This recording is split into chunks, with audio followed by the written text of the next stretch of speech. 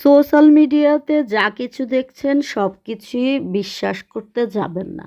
কারণ হচ্ছে একজন কনটেন্ট ক্রিয়েটর যতটুকু আপনাকে দেখাতে চাচ্ছে ঠিক ততটুকুই আপনি দেখতে পাচ্ছেন। এর মাঝে কতটুকু সত্যতা আছে, কতটুকু মিথ্যা আছে আপনি কিছুই জানেন না।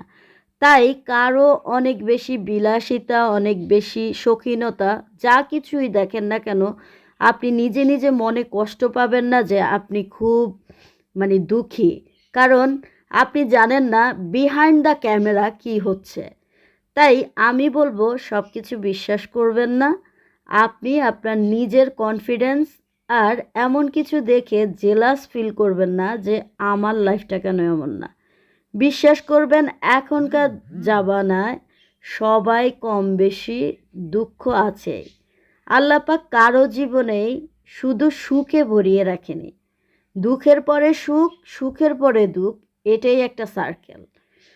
তাই আমার কথা হচ্ছে সবসময় আপনারা যা দেখছেন সোশ্যাল মিডিয়াতে ওই দেখার উপরেই নির্ভর করে কোনো কমেন্টস করে ফেলবেন না কিংবা ভাবা শুরু করবেন না।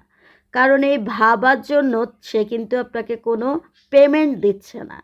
তার লাভ হচ্ছে। কিন্তু আপনি আপনার মস্তিষ্ককে বিনা কারণে খরচ করছেন। আমরা যে যতটুকু চাই দেখাতে আপনারা শুধু তাই দেখেন। এর বাইরে কিছু না। কেউ কেউ ভিউ বাড়ানোর জন্য হয়তো কাঁদছে, কেউ ঝগড়া করছে। এগুলি কতটুকু সত্য আপনি কিন্তু তা জানেন না। কিন্তু আপনার কাছে মনে হচ্ছে যে আল্লাহ ওই মানুষটা এরকম, আমি তো ভাবতেও পারিনি। আসলে তাদের এটা একটা নতুন ধান্দা। এভাবেই তারা ধান্দা করে থাকে। যার মেন্টালিটি যেমন সে সেই ধরনের কাজই করবে। তাই আমি বলবো আপনি অযথা ওইসব ধরনের ভিডিও দেখে কমেন্টস করে আপনার টাইম নষ্ট না করে ওইটাই স্কিপ করা যাওয়াই ভালো।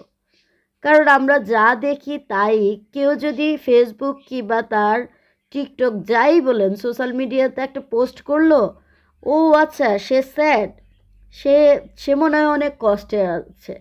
আসলে সে আপনাকে এটা তার দেখাতে চাচ্ছে, এটা তার বিনোদন। এটা কি বিনোদন হিসেবেই নেন? সোশ্যাল মিডিয়ার সব কিছুই বিশ্বাস করবেন না। আর এটার নিয়ে কথা বলবেন না।